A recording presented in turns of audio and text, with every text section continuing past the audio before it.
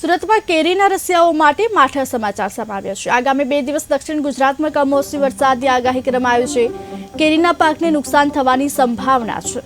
Cyclonic circulation સક્રિય બનતા ભરૂચમાં હળવાથી ભારે ઝાપટા પડવાની આગાહી કરવામાં આવી છે। વરસાદ પડવાની સંભાવનાને જોતા કેરીના પાકને નુકસાનની પણ સંભાવના છે। વરસાદના કારણે કેરીમાં સડું પડવાની હાલ સંભાવના છે। જો કે હવામાન વિભાગ દ્વારા કમોસમી વરસાદને લઈને જો આગાહી કરવામાં આવી છે, કમોસમી વરસાદ લઈને કેરીના પાકને નુકસાન જવાની ભીતિ છે।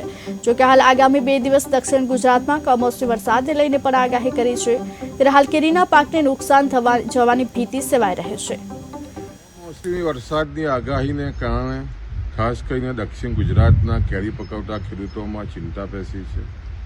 દક્ષિણ ગુજરાત ખાસ કરીને બાગાયતી પાકમાં કેરીનો પાક લગભગ વલસાડ, નવસારી, સુરત થઈને 80 થી 85 હજાર હેક્ટરમાં કેરીના બગીચાઓ છે। ને જે રીતે વેસ્ટર્ન ડિસ્ટર્બન્સને કારણે જે રીતે સર્ક્યુલેશન આવી રહ્યું છે અને વરસાદની જે રીતની ઝાપટાની આગાહી થઈ છે, સ્વાભાવિક છે કે કમોસમી વરસાદ આવે એટલે ખેડૂતોને ચિંતા થાય।